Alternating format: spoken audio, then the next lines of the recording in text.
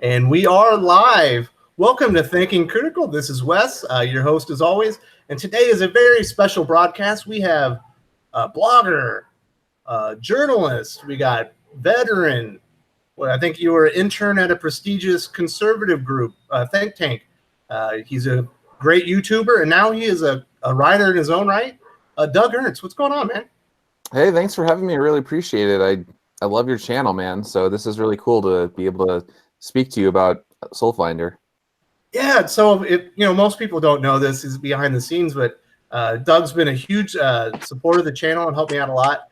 When I decided that I wanted to, once my wife said that she was okay with me starting my own YouTube channel, I reached out to Doug, and he gave me some great tips on tools that I needed and things to get started, and he was really helpful. And I think the first time I made a good video, I sent it over to you and said, what do you think? And you gave me some great feedback and really helped me find my voice and the way I wanted to present things. So, it's great having you on here and just tremendous help to me and others in the community on the YouTube, like comics book community. And so before we get started with Soulfinder Demon's Match, I wanted to get a little bit of admin stuff out of the way. I wanted to thank my newest subscribers to the channel, Francisco Bugatti, Tommy Sarkinen, and Austin Melanik. Thank you very much. And for those of you that are expecting to see Comics Aficionados, that's still going to take place after the interview. I will grab the whole crew's going to show up, and we're going to talk some the DC announcements, the JSA, Legion of Superheroes, and all that stuff. But that'll be after this, obviously. And also, Doug, do you remember Buff Bombardier? Yes, of course. Yes, definitely. Yeah, he got fed up with Twitter and left it a while ago. But before then, he and I kind of became friends. So once your campaign started, I sent him a message. And I was like, hey, man, Doug's campaign started, and he wanted to say hi and congratulations on your very successful campaign. So there you go. And he's already back as well. Yeah, he is a cool dude. Yeah, he's a lot of fun. It's too bad he's off of Twitter, but it's not for everybody. It can kind of consume you if you don't take care of yourself. I definitely agree. And so also with us is gonna help us keep track of the chats and stuff like that. We got Doc. What's going on, Doc? Hey, what up, guys? And then also we got Stacks. What's going on, Stacks? Hey, brother. Thanks for having me on. Stacks is a YouTuber in his own right, and Stack, did you already subscribe or back the Indiegogo? Number 24. Wow. Their first day. This is your first crowdfunding campaign, right? Yeah, this is my first one. I actually backed a couple others. I backed out on it for a couple different reasons, but as soon as I saw Doug was announcing one, just my interactions with him online in the past, I was like, there's no way I can't back this one. And then the product itself looks awesome, so I'm all in on it. It's awesome. Thanks, so did you have any questions for Doug before we kind of got started? I know you're a big fan as well. No, I'm just I real honored when I first started YouTube and just started listening, just really starting to get into listening to more YouTube and listening to the videos. I've always appreciated the way that you present yourself, Doug, that you the no swearing. I've talked to you about that before or said something in comments.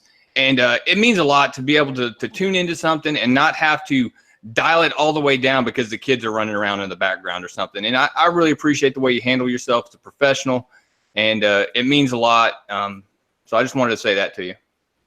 No, thanks. I definitely, I was looking at the analytics, and it's one of those things where you could see all the ages, the age range, and I'm like, well, I got to find a way to be able to be entertaining, but also relate to everyone from 15, 16-year-olds to people as old as like 70 or whatever. And it's just like, one way to do that is not to just be dropping F-bombs right and left all over the place. Yeah, it's really appreciated, man. Yep. So all excited. I want to say thank you very much to all the viewers that are here with us already. It's going to be a great interview. And, Doug, I think most of our my viewers kind of cross over with yours, but I'm sure there's a few that don't.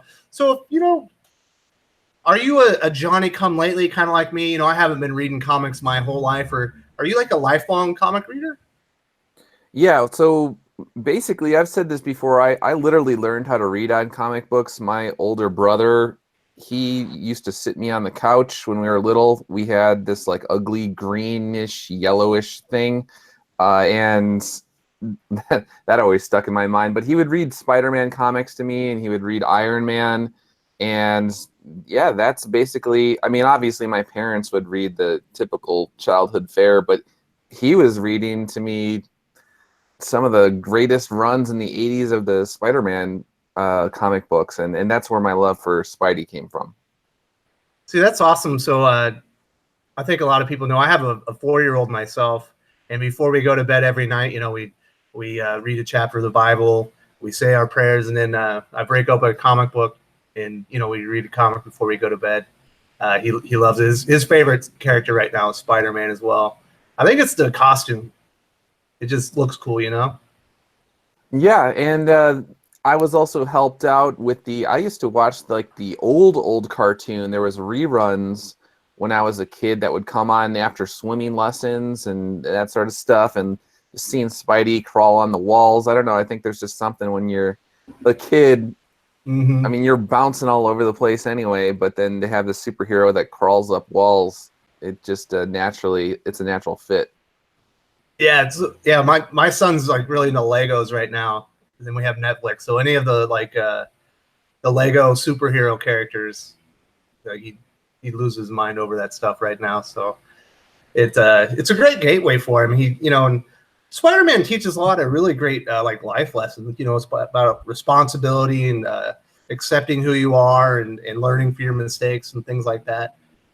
Did that all affect you growing up? Is that where you learned a lot of, obviously most of your values and things were learned from your family, but do those things add into making who Doug is today? Yeah, it sounds cheesy or whatever, but with great power comes great responsibility. That's when you read that over and over and over again, it can't help but see there's psychological seeds that are planted in your mind, and you think about it, you mull it over, you're turning it, what does exactly that mean? Then you're seeing some of these classic scenes, and Spider-Man, he's trying to save Aunt May, and he's got to get to her, and he's crushed underneath tons and tons of concrete, and he has to lift it and get to her and all this kind of stuff, and you're just like, all that affects you in ways that you probably can't even understand. To this day, they're subconsciously ways that comic books have affected me that I don't even understand, but I know that they have.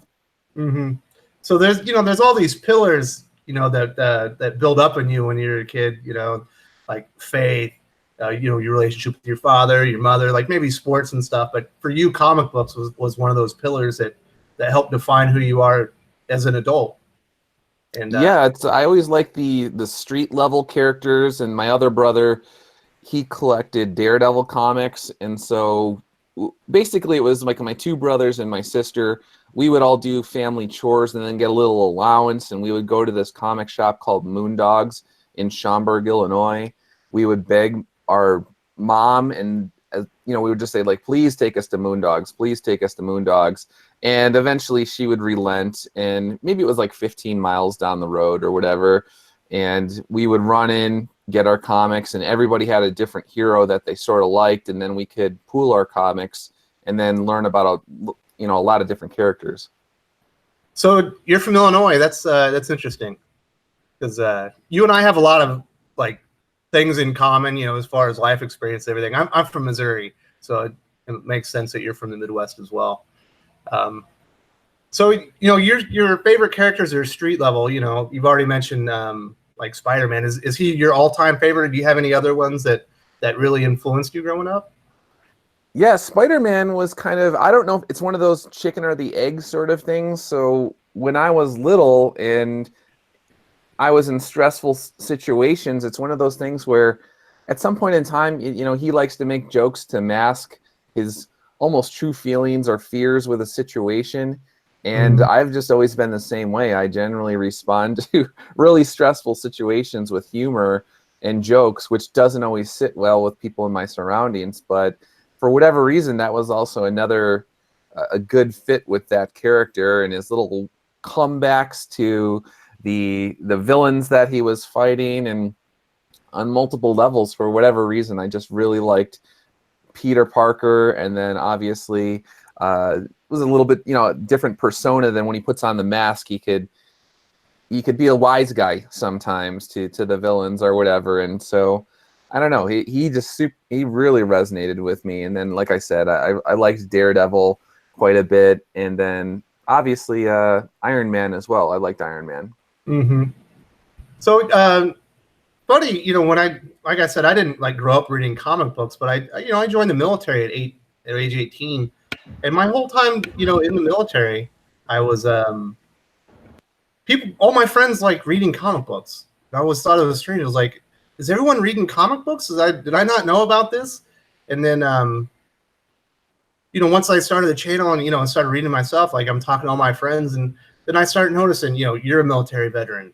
You know, I think Zach's a military veteran. Boyette's a veteran.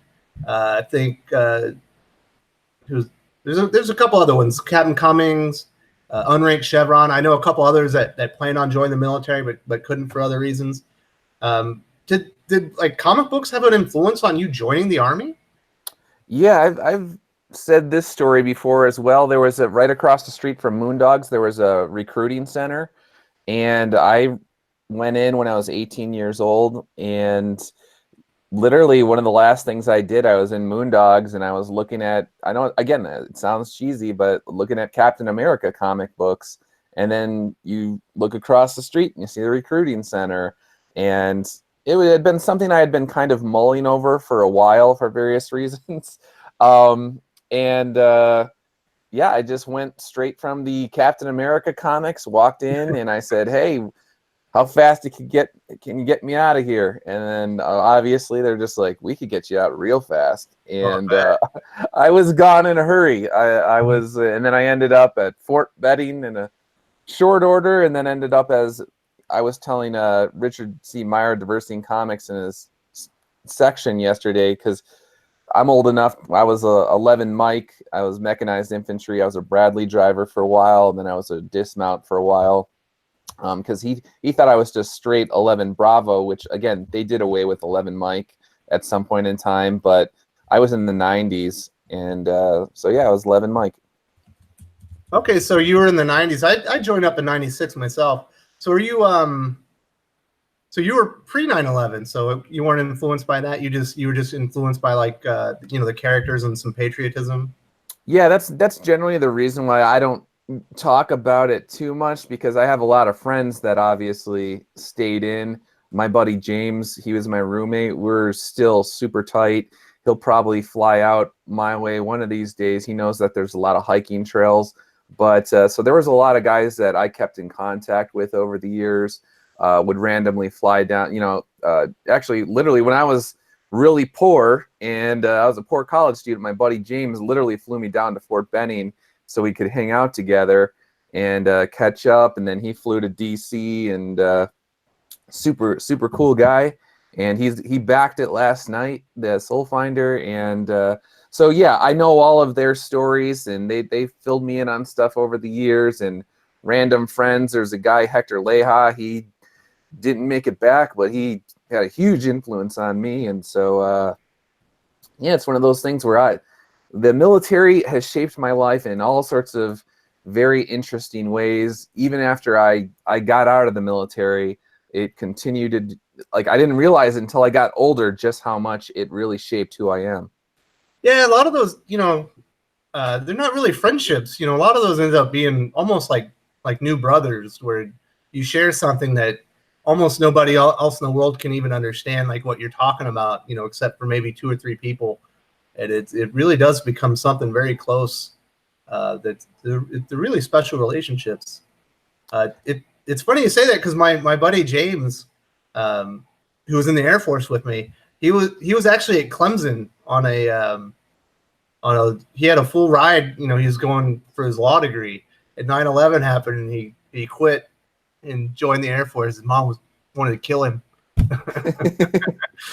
Well, yeah, I got out, and then I worked really hard to get into University of Southern California, and then I was there, and obviously all the war stuff started going on, and then, well, basically I met my future wife at USC, and we were dating each other.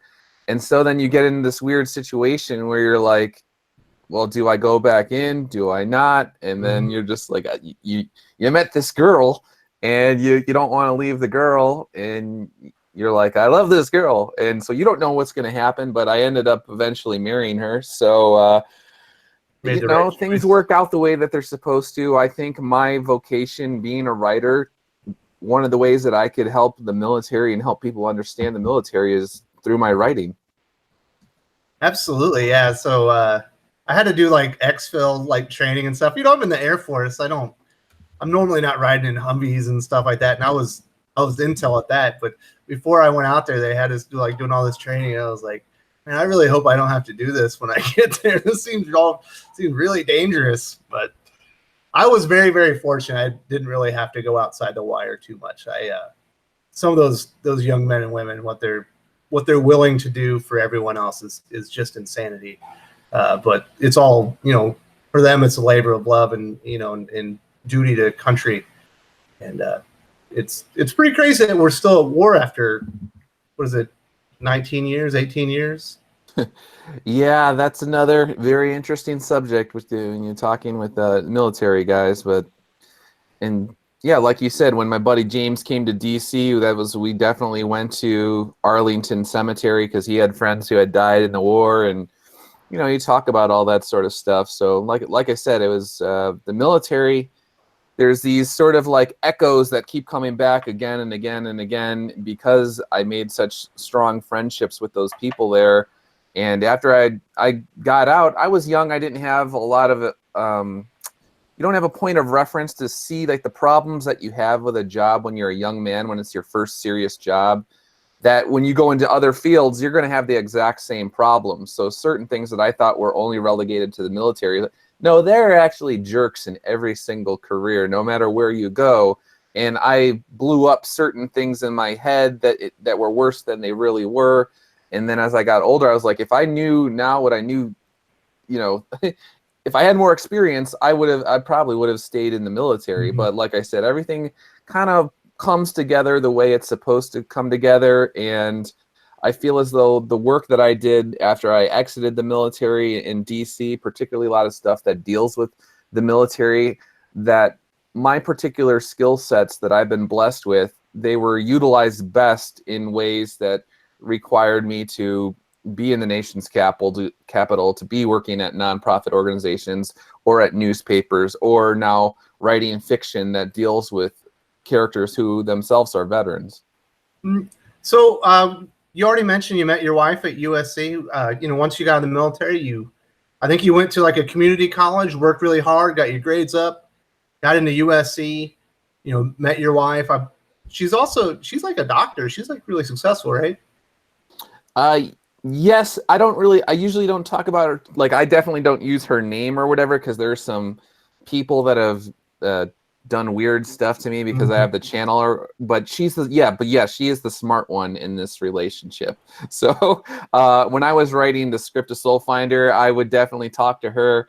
And I was joking around last night where she's a great person because I can say, what do you want to think about this scene? I was thinking about this, and she doesn't care. She'll be like, yeah, I'm not feeling that. That's kind of stupid. So you need to rework that.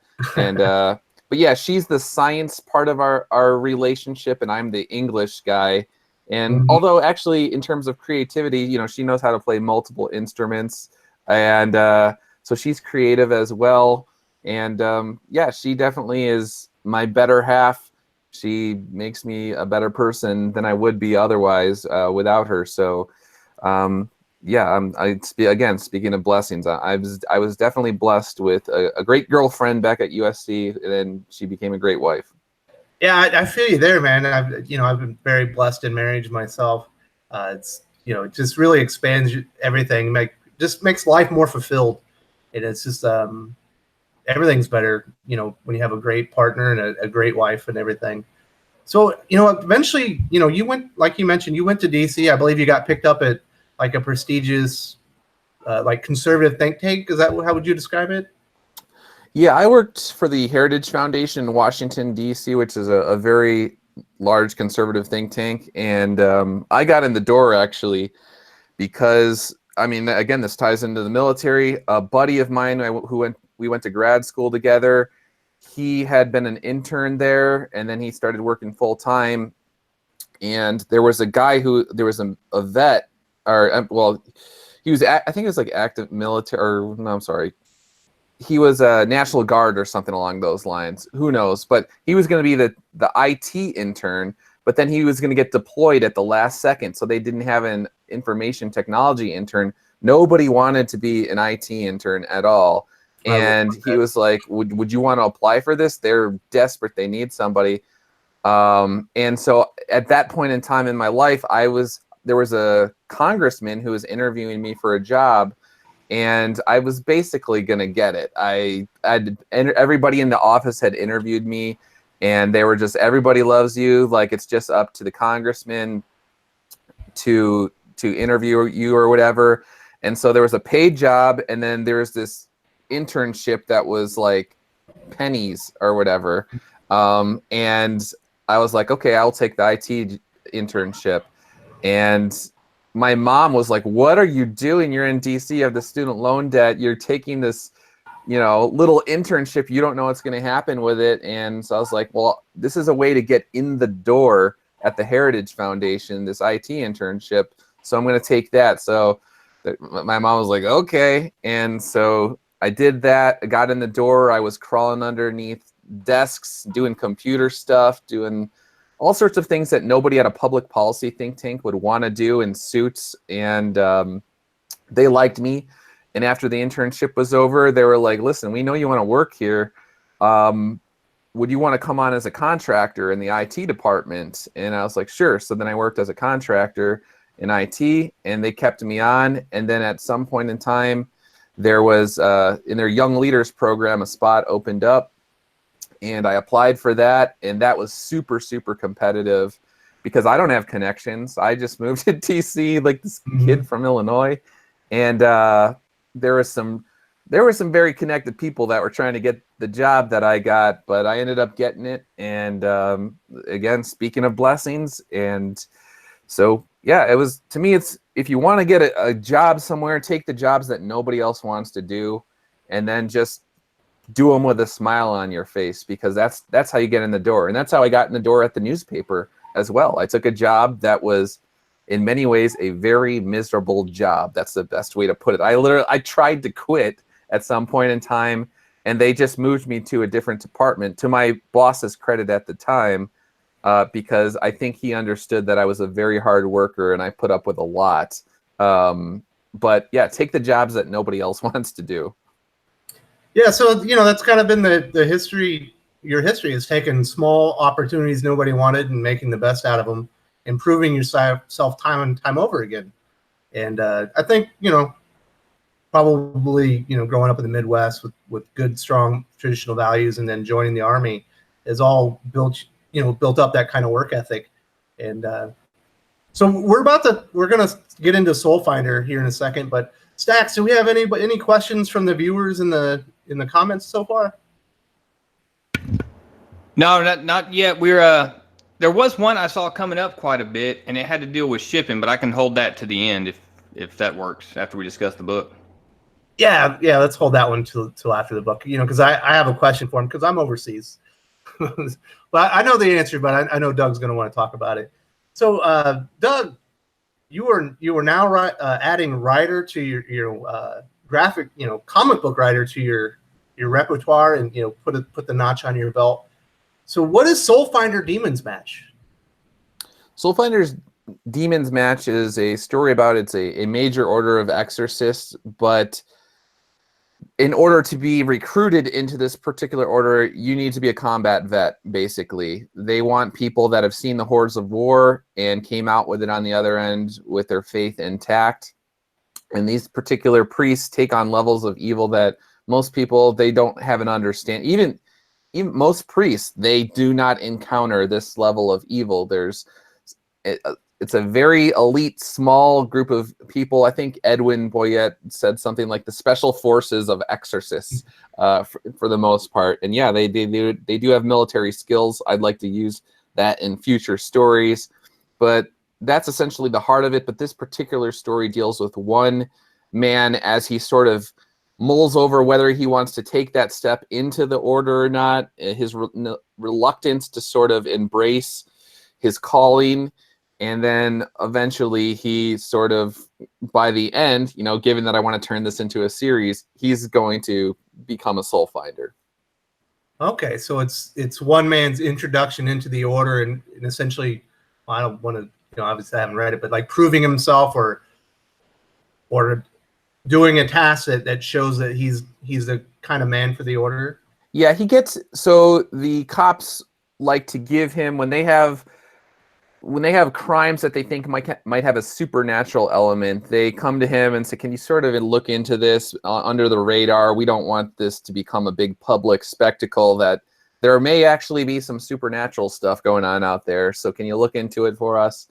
And so he is an exorcist. And so he does that as part of his daily duties as a priest. But he ends up getting in over his head with this series of deaths in this town called Stapleton, Maryland. And along the lines, that's when he sort of runs into, or I should say he is confronted by this Vietnam veteran named Father Reginald Crane. And that's when he wants to essentially mentor the main character is Father Patrick Redder. Patrick stands for noble, Redder stands for savior when you kind of translate it or whatever, so noble savior. And says, like, listen, you're getting in over your head. You might want to consider becoming a Soulfinder. I can't force you to become a Soulfinder, but I think you're the material for it. I'd like to train you or whatever. And so that's where that sort of relationship forms. It becomes these three guys, a little band of brothers investigating these deaths. And like I said, I would like to turn it into a series where it's these three men sort of taking on evil. That's pretty good. So I remember when you sent me some preview art of the cover, and I came back to you. I was like, I'm a little confused. Is he a priest or is he in the army? I was like, because I've seen both. Because you hadn't told me about the story yet, but his uniform is obviously it's got the priest thing and then the collar, but he's also got like an army like blues dress going on. Is that your direction, or was that in full disclosure, that was actually more so inspired by the Marines. And I was always jealous of the Marines and their dress uniform. I thought they looked really, and when I was in the 90s, they had that commercial where the Marine was diving over lava and all the bridges were falling apart around him. And it was they had the sort of special effects going on. And I loved the Marines, and I wanted to kind of go into the Marines, but my dad, he was actually an Army Ranger. So, like, if I went into the Marines when my dad was a Ranger, that would have been weird. So I was like, I basically got to go into the Army. I can't go into the Marines. And so that was that. But yeah, that uniform, when I was initially speaking with Tim, I was explaining the characters, the look of the characters that I was interested in. I was giving him sort of ideas of an amalgamation of different sort of people that actually exist, but for legal reasons, you don't want to make it a one-for-one thing, but it could be inspired by different looks of people. And I was telling him about the Soulfinder, essentially uniform. I wanted it's a priestly attire, but clearly there is a difference with these priests.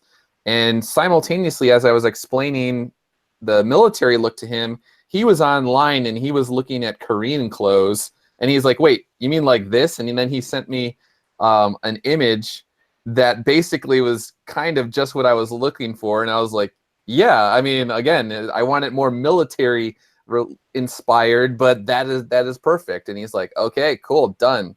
We could do that. So I've seen a lot of people questioning the face on the guy on the cover. Is that supposed to be Chris Evans? Is it you? Is it an amalgamation of multiple people?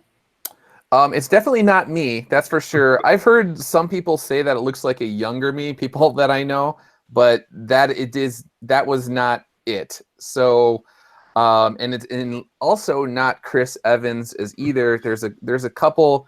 I'll tell you maybe like off the grid, the couple people. Some people were saying Don Johnson.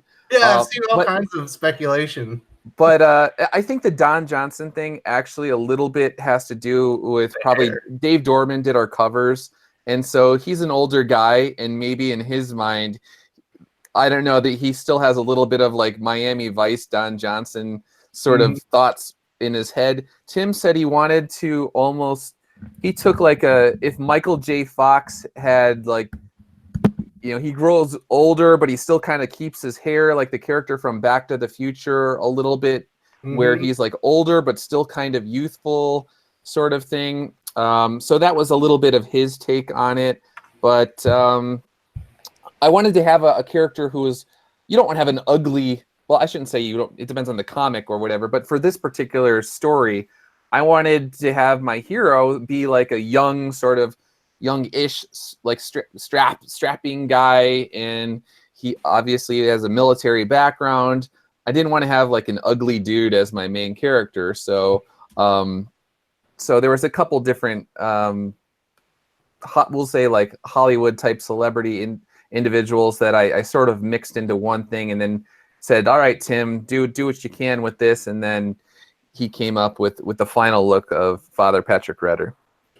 Yeah, so it's pretty cool. So I remember when I first saw the cover and everything, I was like, "This is like a real like Indiana Jones kind of vibe to it."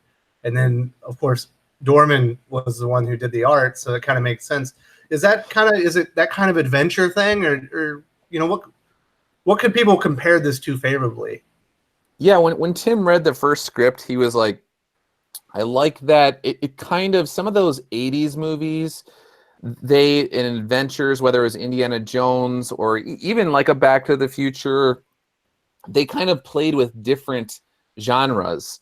They went in and out of you might get some action in there, but then you might get some science fiction, but they also had some really nice humor mixed in all over the place. So you couldn't always just peg it down as one specific genre.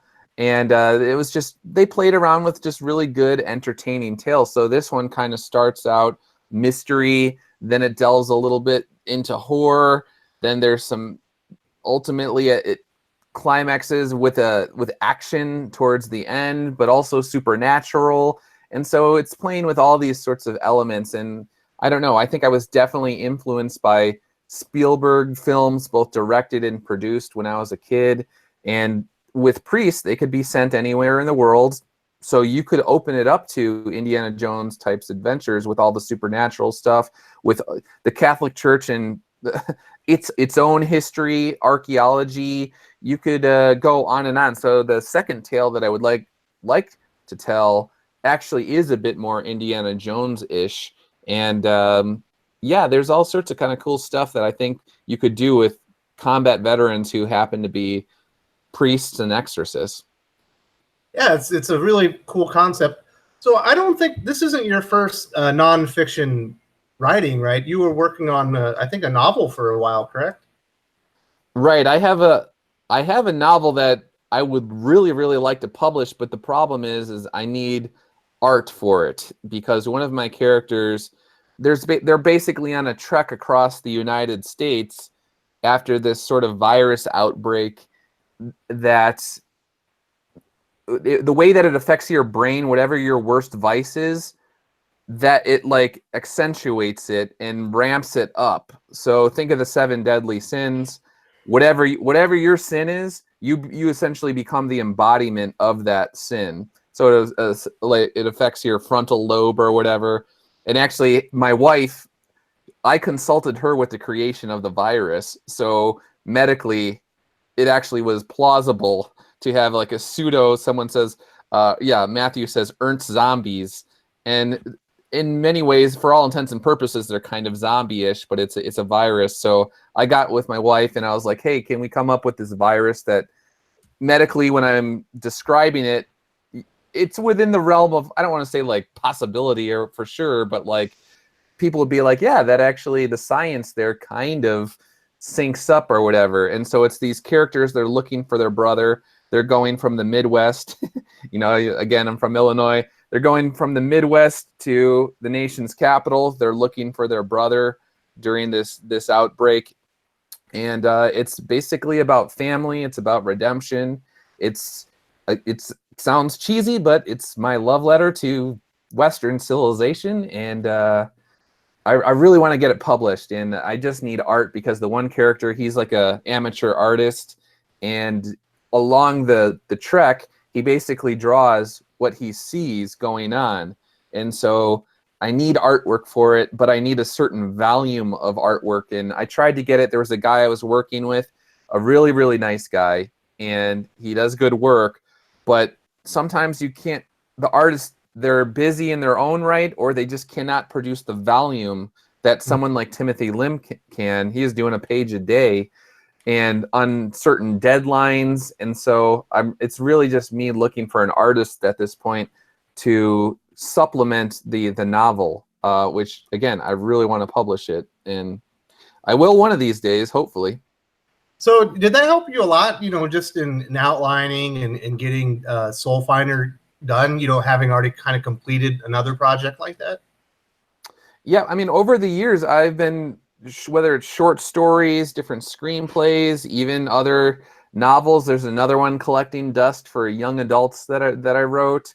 And so in my mind, the thing is just, if you want to be a good writer, you just have to write. And you just keep doing it, because even the things that maybe will never see the light of day that I've written, I still learned going through the process. I found my own voice.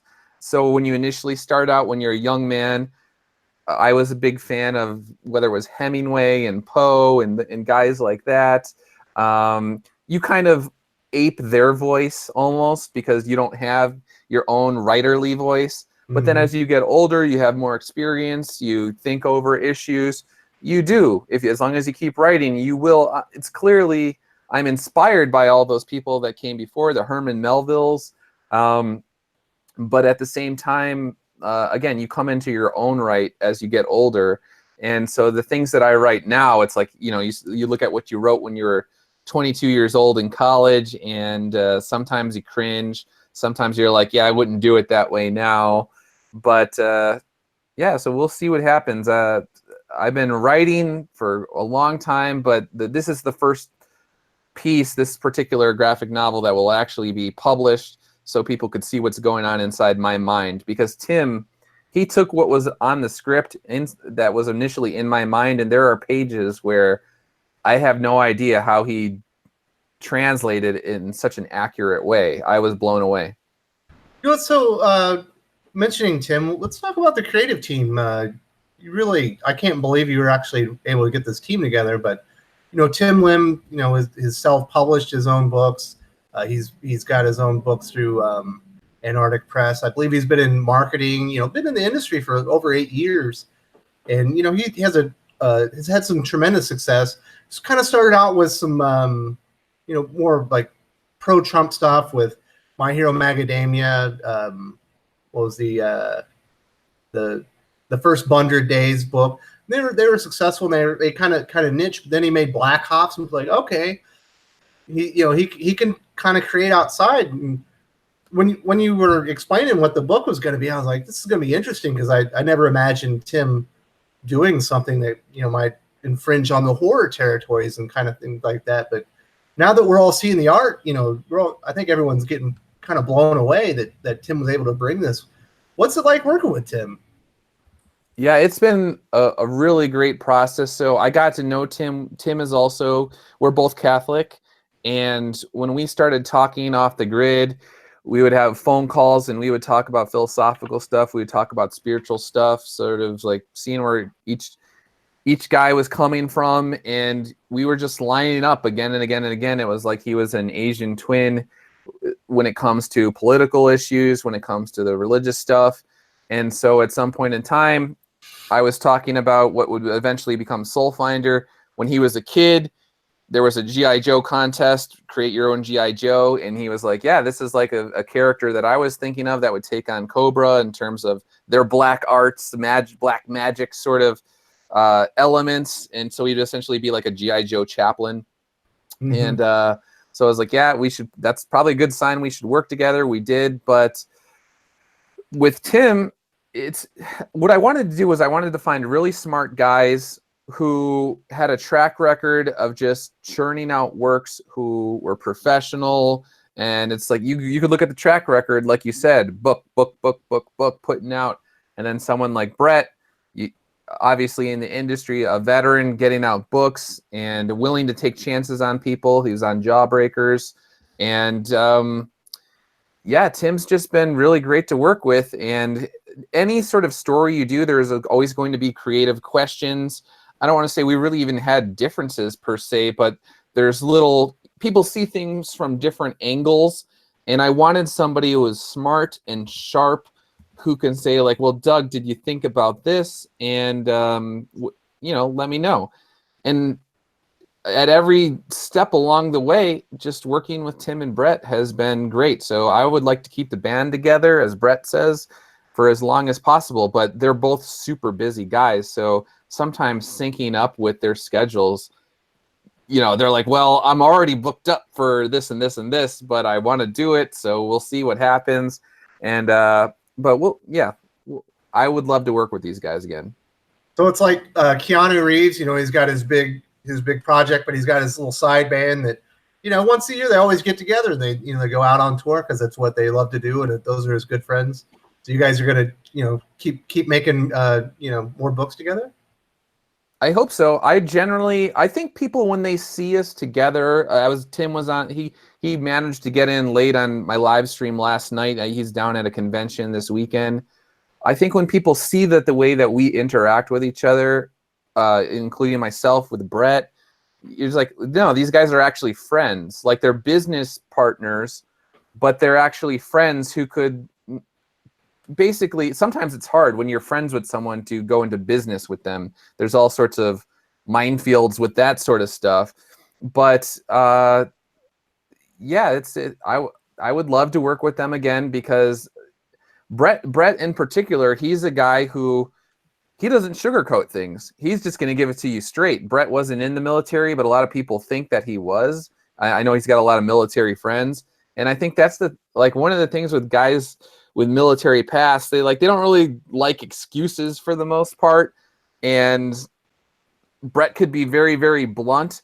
But as long as you have that relationship where it's like, I know anything he tells me is because he wants the best for me, so I'm not going to get angry at him. And even if something, you have to let your ego go, essentially. And it's like, well, this guy has experience. He's got decades of publishing experience there, getting stuff out to customers. I don't know what I'm talking about. I need to lean on him as a crutch, and I need to be humble enough to say, like, Brett, I need your help. I can't do this without you. Tim, I need your help. I can't do this without you. It's not going to... And if you could just sort of, like I said, put your head down and say, like, I need you. This will not happen unless I use your expertise and learn from your expertise. And so everybody on the team is sort of like that. And Tim respected me as a writer in a way where I sometimes see that artists don't respect writers. Like, we're all kind of equals. Speaking of the band analogy, it's like the drummer isn't necessarily more important than the guitarist. Obviously, lead singers sometimes get diva-ish or whatever, but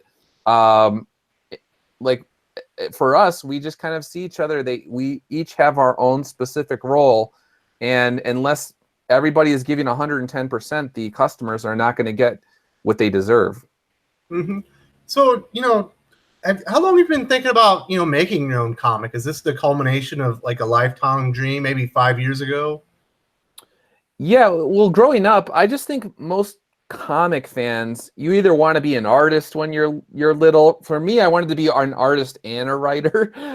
So I would dabble when I was on sick days. In particular, I would just stay home and I would look at particular covers, especially SpiderMan stuff, and I would just try my best while I was sick. I would spend all day trying to recreate that cover, and I kind of wish I went to art school now that I'm older. But yeah, when you're a kid, you want to have your own comic book on the shelf. You want to see that and pick it up. And how cool would it be to walk down the aisle there and pick up Spidey and then pick up your own book that might be inspiring other people? And so in the back of my mind, I've always wanted to create my own comic book.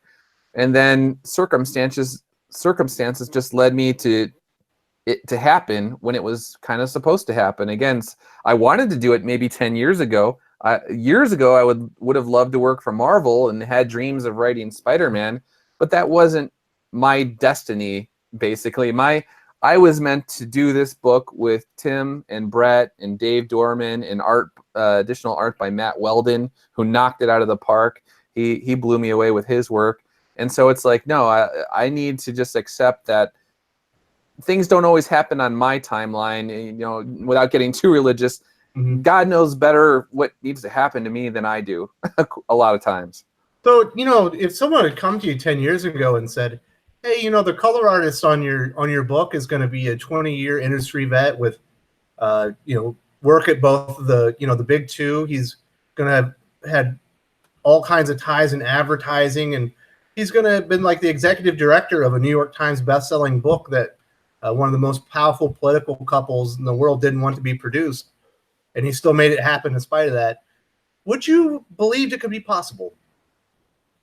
No, well, years ago, it's like when I was in college, I dreamed I would go to like the Drudge Report, and I would dream of, I'd be like, what would it feel like to actually be on the Drudge Report? And then fast forward in time, I'm working for the newspaper, and like randomly, like Drudge will pick up a story or something, and you're like these things where you're just like, it's so out of the realm of possibility, or you're just like, I don't even know what that would feel like, but maybe.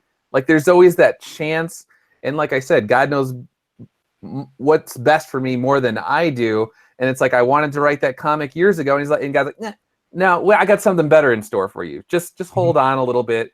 Just wait a while. Don't try and rush this with like just your next door neighbor friend or whatever. I got Dave Dorman in store for you. I got Timothy Lim in store for you, who's actually a devout Catholic. And so it's like, okay, just have patience and just have faith that things are going to work out the way that they're supposed to. And yeah, it's a surreal experience knowing that the guy that did Dark Empire that I was reading when I was a kid is now doing the covers for my comic book. It's a surreal feeling. Mm-hmm. Yeah, so Dave is, you know, he's a legendary artist. You know, he's a great painter, and I saw that you received the cover art. Is that going to be staying in the Ernst home?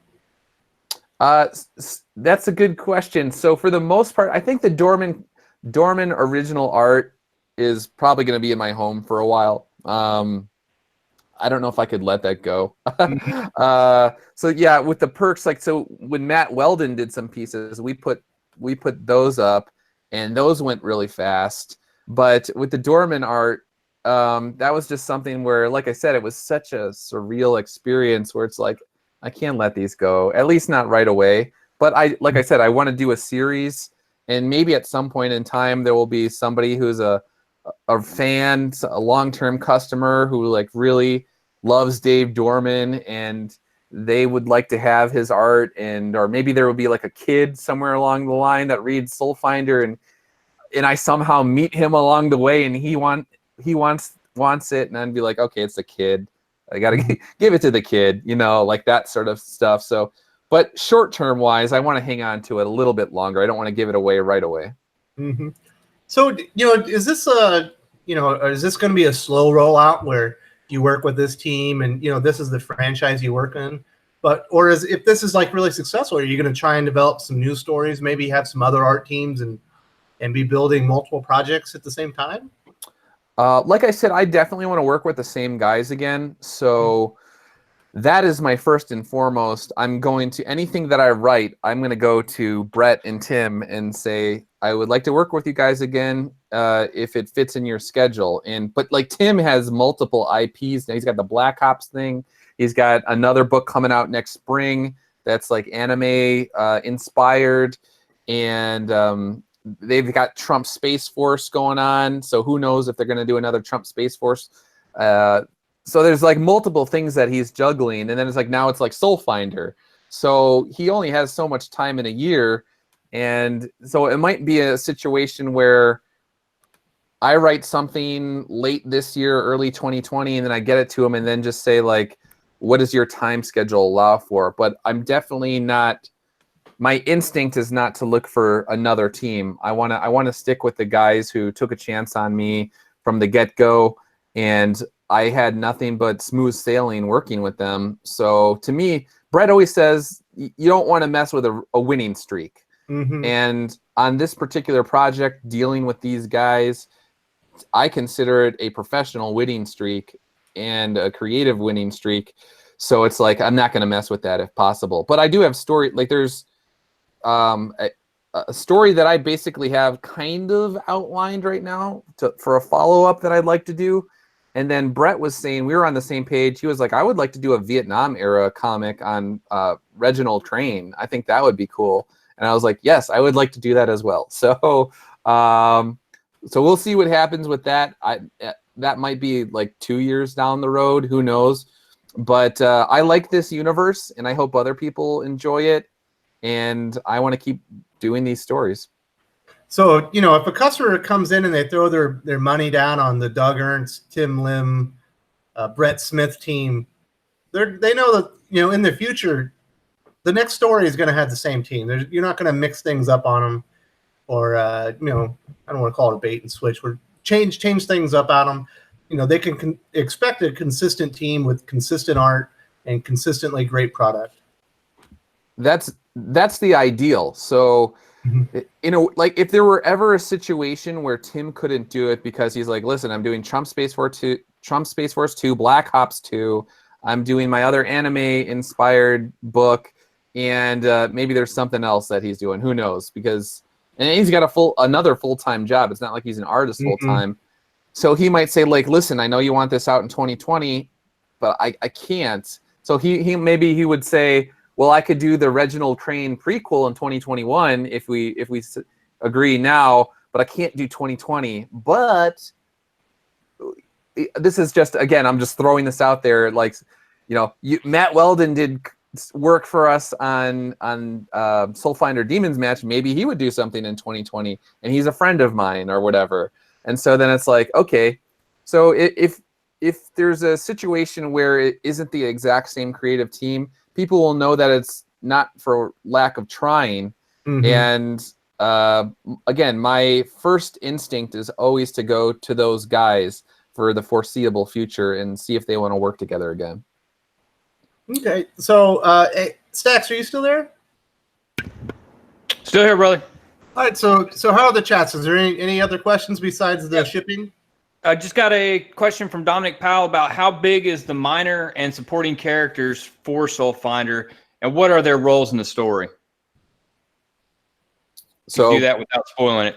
Yeah, I was gonna say I don't want to spoil anything, but I would say Father Reginald Crane, he is clearly the most experienced out of everybody. So he has to be a mentor to Father Redder. Father Redder also has to kind of go through certain trials and tribulations on his own. So it's called Demons Match. When you strike this match, you're essentially taken to a spiritual plane. You're on the demon's turf. When you're there, they could essentially bring you back to moments in your life where they play on your worst anxieties and fears and regrets, all that sort of stuff. So again, if you're an Iraq, Afghanistan war veteran, bad things happen to you on the battlefield, they are going to psychologically take you back to that moment in time to try and weaken your resolve, to weaken your faith. So certain things Redder has to go with on his own, but if he doesn't understand it, that's where Reginald Crane has to come in and explain things to him. If Redder gets in over his head, the veteran, the Vietnam veteran, might need to be there to help him out in certain ways. So there's that aspect. So I would say Reginald Crane plays a very important part. And then Officer Gregory Chua, he plays a much more minor role, but at the same time, I have plans for him long-term that would make him a much more important character. So he's introduced enough to where you know he's clearly part of this team of men. And when you on the very last page, I hope if people are happy with the way it turned out, they're like, okay, this is a little band of brothers, and maybe Doug has some things planned in store for Gregory. And everybody kind of gets their moment, I should say. but it is clearly Father Redder's story. Awesome. So I did want to talk about the shipping. So, I'm an overseas guy. There's no option to support the book right now if you're overseas. Why is that? Are we going to get an opportunity to support the campaign, Doug? Yeah, so there were some international potential customers yesterday. They were not happy with me I'm delaying international orders, that only focusing on domestic orders first, because this is my first time out the gate, and I am basically taking care of, in many ways, the logistics, and Tim is taking care of a lot of number crunching stuff and business stuff. I don't want to get overwhelmed. I want to under promise and over deliver. And in a campaign like this, when you're dealing with all the messages that are coming in, the live streams that you're doing, responding to people that are very positive about the book, but also responding to people with concerns, trying to respond to people that have very negative feedback. That's very rare, but there's been a couple people. I don't want to juggle dealing with domestic and international at the same time, because there are a whole slew of headaches that are involved with international shipping, and I want to solely focus on international. I want to give you guys my undivided attention. So I told people, just email me at douglasernst@douglasernst.blog, and if you do that and say, like, listen, I'm international, I want this book, I will find a way to get you a book some way, somehow down the line. You might have to wait longer than the U.S. customers, but I will be personally one-on-one dealing with you in a way that I would not otherwise. Whereas the domestic orders, there are things that it's more, I don't want to say a giant blob of domestic orders and I randomly deal with people one-on-one. It's just a very much more personal, because it's going to be a smaller audience. I guess, you never know, it could blow up or whatever, but I want to be able to say, like, okay, let's figure out how to do this. Most likely, I would say, like, well, I'll just calculate it and you pay me through PayPal. But then someone was like, well, I don't have PayPal. And I was like, okay, well, you need to trust me. I told you that I will get you a book if you want a book. So just have trust in me, email me, and then I will circle back with you and I'll say, let's figure out how to get you a book. And that is my goal, is to get everybody who wants a book, get it to them. And if you want multiple books, I want to get you the books. And so if you don't like PayPal, I will find a way to overcome this obstacle and get you what you need. So overseas customers are going to get their books. You just got to be patient. Email Doug, let him know that you want a book, and he's going to work it out for you. Everybody's going to get a book, right, Doug? Everybody who wants a book, I'm going to get them a book. All right. So before we move on, I want to say very much thank you to Real Comic Stacks. I believe he is heading out for Father's Day. Thank you so much for joining us. Is there anything you wanted to say to Doug before you headed out? Now, once again, best of luck on this campaign. This is one I've been most excited about to finally happen, and just the best of luck to you and your team going forward. And God bless, guys. I'm like I said, I'm off to do Father's Day activities. Thanks for having me on, Wes. True pleasure, and thank both of y'all for your service, guys. I'm out. Later, buddy. Thank you. Thanks for backing the book. I really appreciate it. Take care. All right. So, I know a lot of people probably associate, you and Tim are both, very devout Catholics, and you wear your faith on your sleeves. It's something I personally, I like a lot. It's something I admire in the way that both of you handle yourselves. And, you and Tim and Brett are all outspoken conservative voices. Is this going to narrow the amount of people that can find enjoyment in the book? Because like Doc as an atheist, is he going to be turned off by the book, or is there going to be barriers for him to enjoy it? So my thing with writing this book, and somebody in my comments section yesterday, it was on the community page on YouTube, was like, how much religion is in this? And I was like, well, I don't know how to really quantify that, because my character is literally a Catholic priest. But if your question, if we drill down, is this going to be like SJW politics and basically the sort of like shoehorning some sort of lecture for the reader into the book? My answer is no. I want to show the readers that I don't want to needlessly alienate people. I want to respect their intelligence. I want to tackle tough questions. So as I've said before, the book starts out with that Humvee explosion, the end of Father Redder's military career for all intents and purposes. And there's a woman that is asking, why do bad things happen to good people? Essentially, things along the lines of why do babies get cancer? Why do little kids get brain tumors? Those sorts of things. So I wanted to tackle these tough questions. If you have priests, faith issues, that seems to be a good one. If there is God, why do kids get brain cancer? Why did my platoon mates not make it back home? Why did they die?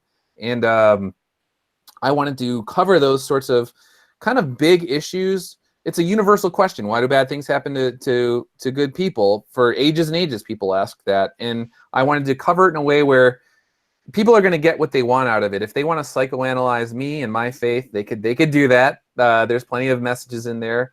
But I wanted a message where essentially it was, there is virtue to be found in carrying our crosses with faith and dignity. Again, I think that is a universal sort of, if you just see it on a metaphorical level, you don't need to see it from a religious point of view. There's something to be said with. If your family is sick, there is virtue in taking care of that sick person. If you are sick, there is virtue to be found in dealing with that with a grace and dignity. That's not me trying to convert you to Catholicism. And I hope that when people read it, they'll be like, no, Doug respected me as a reader. It was informed by his faith, but it wasn't a bizarro lecture that if you don't agree with me, then you're a bad person. At least that's what I hope. Maybe people will disagree after they read it, but in many ways, it's about the military, the importance of fathers, the importance of male role models, the importance of, like I said, that those band of brothers and having those guys in your life that you could essentially, quote unquote, go to war with, whether it's physically on the battlefield or in your everyday life with the challenges that you face, or spiritually if you're spiritual. So I wanted to have a multi-layered approach to this, where if you just want to see a guy who's going up against giant king cobra snakes that or whatever that are demons, like, you'll like it. But if you want to say like, okay, well, how does this jive with the actual catechism of the Catholic Church? Is this in line? Okay, well, I want to do that. Is Doug a heretic? I want to do that. You could do it, but again, it's not me trying to finger wag people into becoming Catholic. So you're taking more of like, well, sounds like but kind of like a Daredevil approach. Yes, the religious aspects are very important to the character. The characters are devout, obviously they're priests, but these aren't the purpose of the story isn't proselytizing. It's part of the characters and the breadth of the story. Correct? Right, and there are even characters within the book who are Catholic. There's a bishop who doesn't particularly like Father Redder and what he stands for and what he does within the church. So there are even disagreements within the church. But I was talking to Tim after our live stream last night, and actually I think he mentioned it towards the end. I'm losing track of time here, but basically the problems that people face are very, in my mind, sort of natural human problems. It's not this kind of cartoony where the Catholic guy is twirling a mustache and really he's going to be the villain at the end of it or whatever. No, people have legitimate disagreements even within the church with each other. And so I wanted these sort of like real, sort of human, what are the motivations? Why would this character not like this guy? Knowing Redder's past, being a military veteran and what he's gone through, how exactly would he behave if he became a priest? Is he perfect? No, he's not perfect. Is he fallible? Yes, he's fallible. You can make the argument that he gives into temptation in this particular tale because, again, when you have things that happen to you in the past that linger with you into the future, whether it's with your own family members who are sick, whether it's family members that died when you were young, whether it's things that happen if you're a veteran on the battlefield, you're a fallible human being, but that doesn't mean that you're beyond redemption. And so, again, that's another thing where it's universal. The idea that people can be redeemed and forgiven for their past sins is not necessarily, it's not just a Catholic thing. And again, if you are agnostic, if you're atheist, I think even atheists like it when people forgive them for their past, when they say, hey, can we move on? I'm a better person today than I was 10 years ago. I would like to concentrate on the man that I've become. To me, that's not a Catholic thing. That's a human thing. And but again, the way that I behave personally is informed by my faith, but I don't want to use my faith as a cudgel to beat somebody up and make them feel bad. So I think we're gonna kind of tie up the book stuff and move on to maybe some more industry stuff before we wrap this up. But Doc, did you have any questions? Like I mentioned, I know you're an atheist, but you're also a fan of Doug's. Did you have any questions about a Soulfinder Demons match? You know what? The one question that I did have, one of the things that kind of rang, it struck me while Doug was explaining it. Did you have any influence from like Harold Kushner's "Why Did Bad Things Happen to Good People"? No, I haven't, but I could look into that. So this is more. I mean, there are a number of books. I want to do live streams in the near future to show all the books that sort of informed this particular tale, but for the most part, it actually it would go to guys like Thomas Merton, Thomas Aquinas, Augustine. So again, it's very informed by my own Catholic faith. But the reason why I ask is because I went to a Jesuit college, even though I'm an atheist, and Harold Kushner wrote this really great book. It's real short. That kind of tackles a lot of the same things, and he's a conservative rabbi, which is interesting. It was one of the things I had to read while I was there, because going to a Jesuit college, you kind of have to take at least a few religious classes. Right. Yeah. No, I'll look into that. That's I have not read that, and that sounds like something that would be up my alley. So thank you for recommending that. Excellent. So I guess before we move on, Sergeant Bats is another YouTuber, great guy. If you haven't subscribed to him, you should. Was wanting to know, Doug, what are your 3 favorite comics? Current comics or all-time comics? Or I mean, for the most part, like I said earlier, The Amazing Spider-Man, Iron Man, and Daredevil, they've always kind of been my guys. I stuck with them. But when I was growing up, one of my brothers, he was big into like X-Men. Wolverine, he got the X Factor books, he liked those. My oldest brother, he would get the Nam books, he would get Captain America books. My sister would collect comics on occasion, and she really liked Silver Surfer. So I was very much a Marvel kid. I didn't really read DC, and when you get it like weirdly tribal with comics, at least when I was growing up, it was like you're either like the DC kid or like the Marvel kid or something. And it's like, I don't read DC comics because they're stupid, or I don't read Marvel because they're stupid, or whatever. And so I was in like the Marvel camp for many, many years. And then actually with Rebirth, I started to get into DC. I liked the Rebirth stuff. And then as you've covered on this channel, it went off the rails. So I was on for a short order, I was on the DC train with Rebirth. And then I was like, oh, never mind. See you later. And then I jumped off. Perfect transition. So with the current state of the industry, like 12 months ago, I almost read exclusively DC Comics and Valiant, and there were like maybe 2 books that were Marvel that I read that were okay. And now my DC books have gone down to like 4 or 5, and then my Marvel books are going up and up and up. So, what's your take on the current state of the industry? This is kind of, where you became known. You were covering the comic book industry for 10 years. What are your thoughts on the state of the industry right now? I think what guys like Tom Brevoort did at Marvel, and you could go back to my old blog post on this in the comments section, we were talking, they literally, especially there were ads for Superior Spider-Man. You're going to be angrier about this issue than you were before. They were literally using rage and anger to sell comics. And back then I said, this is a short-term decision for sales that is long-term going to hurt. Yeah, and they just kept doing it over and over. And at some point in time, people it was fun to roast the quote-unquote SJW comics or whatever. Sorry if the algorithm dings you now.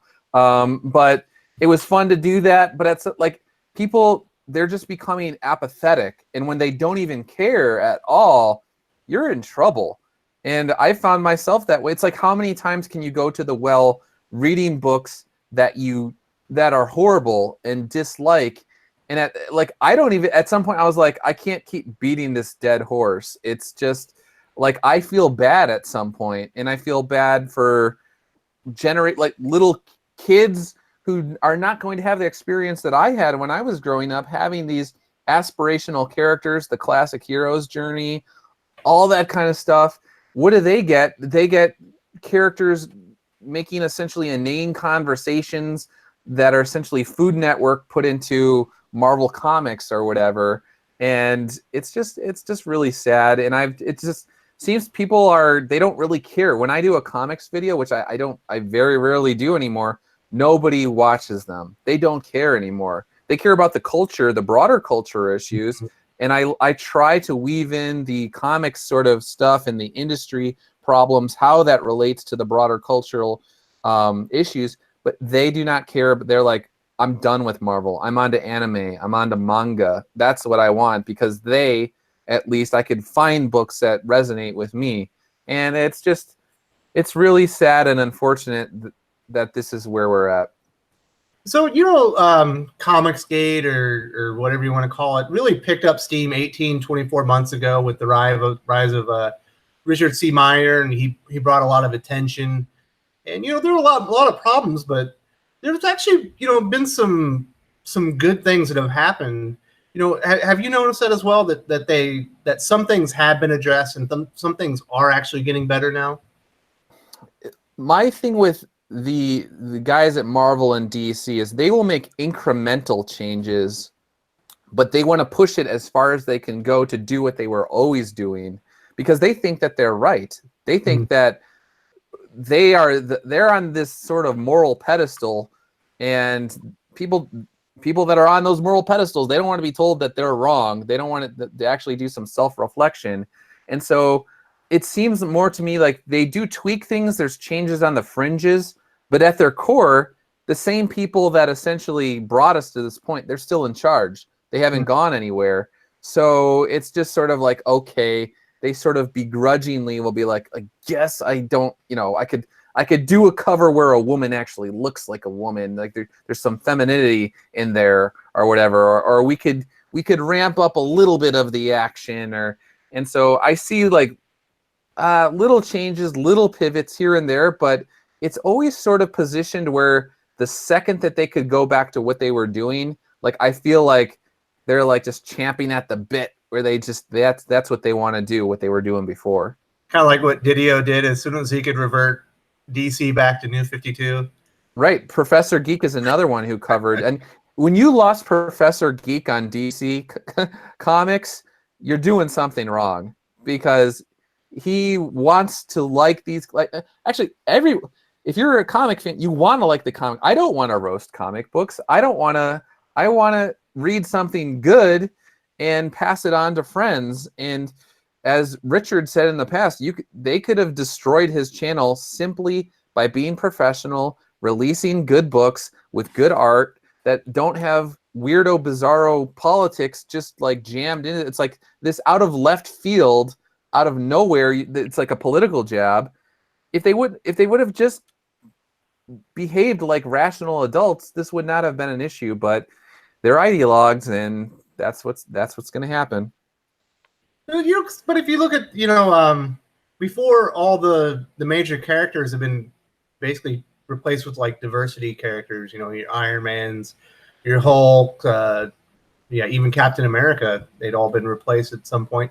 So they've kind of all been returned. And I think there has been a noticeable, I wouldn't say an increase in professionalism, but I would say that especially at Marvel, they're not berating fans as much. Right. Yeah, there are certain creators that they've tamped down on that. So yeah, they are, I would say yes, there is definitely on the social media, they're individuals that have become a bit more controlled, and they actually know that by doing that, it was fueling these sort of channels. And so they're trying to find ways to diffuse the situation.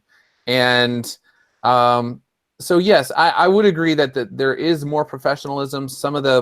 There's certain creators in the past that I followed that they're not nearly as strident as they were with some of the political stuff as they were. So that's good. But it's like, I don't know. It's like you burn so many bridges, it's going to be really hard to build them back up again, because nowadays there's so much entertainment available at your fingertips in a second, including with video game libraries that go back literally decades now. You could spend your time on all sorts of stuff, gameplay that goes for hours and hours and hours and hours. And it's like, okay, well, you treated me like you literally were calling me basically the reincarnation of Hitler or whatever for many, many years. And now all of a sudden you think because you were silent or you muted some of the worst elements of your political rhetoric that I'm just going to suddenly come back to you. And it's like, I don't know. It's going to take a while. I mean, I hope that they continue being more professional, but it's really hard to build those bridges back up. Yeah. So one of the weird things, I don't think the comic industry has adapted to the times. I think they're still like competing with magazines and each other. They don't realize they're competing with like free phone apps. Exactly. And streaming movie services. When you have YouTube and Twitter and all these ways people could literally interact with the customers and forge those sort of relations, it's a double-edged sword. With social media, you could forge a relationship where it's like, yeah, people want to back your Indiegogo project or whatever, or you could just slice it and dice it in a matter of like a couple tweets if you don't know what you're doing. So you have to be very disciplined if you're on social media on a regular basis, because one tweet could get people riled up and say like, I'm done with you or whatever. And I mean, there's something to be said about that, where I think it's weird where people will just totally abandon people because of a single tweet. But at the same time, it's like, yeah, this is not 1989 anymore. And you need to behave differently when you're broadcasting your views instantly to literally tens of thousands, if not potentially millions of people. You know, so one thing that's interesting about your YouTube channel, you said you've kind of transitioned off of comics, even though that's kind of like your first love and basically what you built the channel on. But you know, it'd be real easy for you to just make a lot of clickbait, like outrage videos. But you've always, you know, you stand basically on your beliefs, and you don't really change off of where, you know, you're basically the same Doug from a year ago. You tackle things with for the same reasons. Have you been tempted to go the outrage view mob kind of route? Oh boy, this is a difficult question. So you got to be careful how you word your answers, because people that in itself could actually cause melodrama with people if they believe you're talking about them or whatever. But I've always just sort of done, to me, I hope people, they could go back, they could read my blogs, and they could see that, actually they could probably see that I mellowed out on a lot of political stuff, but I'm basically the same guy I was a decade ago, just doing the same sort of thing. And it's just like, I'm just trying to be myself here, and I don't really want to get on that sort of, if I know that people are like, well, why isn't your channel bigger? And like, there's multiple reasons for that, but it's like, well, if I wanted to create a title of my video that was clickbaity, I could do it.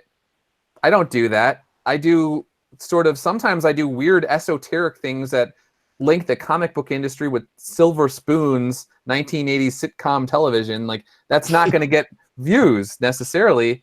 But so I'm trying to strike that balance between being kind of true to who I am, but I also want more people to view my videos as well. So I don't know. It's just a very tough balance between, you don't want to I don't want to sell my soul for clicks. Mhm. And if I start feeling dirty about what I'm doing on YouTube, if I feel like I was like manipulating people into watching my videos or just trying to exploit people in bizarre ways to make myself popular, it's like I don't want to be like the most popular guy in YouTube school or whatever. It's just like, no, I care about the culture. And so it always kind of comes back to, how do I get more people to see the importance of the pillars of Western civilization, the principles that our founding fathers put forth in the Declaration of Independence and codified into law within the Constitution? How do I talk about that in a way that resonates with people that like popular culture, movies, Marvel movies, superhero movies, comic books? That's what kind of motivates me. It's not about being YouTube famous, but like I said, YouTube messing with its algorithm to essentially shadow ban people, that ticks me off. But at the same time, I'm not in this to be. I don't. How do I say this? I have a regular, like my everyday job. I don't depend on YouTube for my income, so I'm not desperate to find ways to get people to watch my videos. And I feel for people that if you're a full-time YouTuber, you're in a really tough situation these days. But for me personally, I'm not going to start doing weirdo clickbaity things just to get people to watch. Yeah, it's pretty tough. You know, when I first started out, I kind of found myself making videos about things I wasn't very passionate about. I was like, why am I making this? Like, I can't do that. Like, the channel will grow as fast as the channel needs to grow. Like, I got to talk about stuff I'm passionate about. People are going to realize I'm phoning it in on this. Yeah, so it's a delicate balance. I'm sure for you, it's even harder. You have a lot more subscribers and yeah. I mean, there are days where I just won't put out a video because I don't see something out there that really interests me. And like you said, I don't want to phone it in. People will know over the time. They'll be like, yeah, he doesn't really care about this. He's just trying to like keep up his traffic or whatever. And so there are days go by that I don't do videos, and sometimes people unsubscribe. Probably some of that is also YouTube doing its thing from some of the feedback. And it's like, well, I can't really worry about that because I just need to do the videos that resonate with me. And people know that I'm not going anywhere ultimately. But at the same time, I'm not going to be like, I must do 5 videos a week, beep, beep, boop, boop. Like, I'm not going to do that. So we're about to wrap some stuff up. Doc, was there anything else in the chats that needed to be said before we started putting a bow on this? Not really. Actually, there was one question that I also had. Okay. What actually, how did you get Dave Dorman to come and work with you? So that's Dave actually has a relationship with Tim. Dave did work on Black Ops. Dave also did work on Chump Space Force. So they've worked together multiple times. And so through Tim, I think Dave and Tim were eating dinner somewhere, and Tim was talking about what he was working on, and it is my understanding that Tim was just like, yeah, if you'd be interested in doing a cover for this. It's this story about combat veterans, and they got out and they became priests, and then they exorcists or whatever. And Dave was kind of like the concept of it, and was like, yeah, I'd be willing to do that. But Dave's a very busy guy, so we had to give him plenty of lead time, essentially, to fit that into his schedule, because he's still got his Star Wars stuff and all the other things that he does. So luckily, I knew way in advance that I was doing this project, and I was serious enough about it to hire Dave and pay Dave, knowing that, like, no, I'm working on this with Tim, and it's gonna happen, God willing, unless I don't want to hopefully I'm not in a car accident or something, but provided that doesn't happen, this book is going to happen. And so Dave had plenty of lead time. He liked the concept. He has a very good relationship with Tim, and so he agreed to do the book. Excellent. Well, it looks amazing. Mm-hmm. Thanks, man. So just wanted to say, before we head on out, I want to wish all the dads out there a happy Father's Day weekend. I hope everyone has a great time. Enjoy your time with your children. if you don't have children of your own, enjoy your time with your dad. Make sure you give him a call, give your grandpa a call, and let them know to have a happy Father's Day. I have a video out called Faith, Fatherhood, and Comic Books. I'm definitely going to send it out on social media tomorrow, just to let everyone people that it's there. But basically, it's my take on how fatherhood and comic books and all that kind of works for me, and kind of how my faith kind of works in with that as well.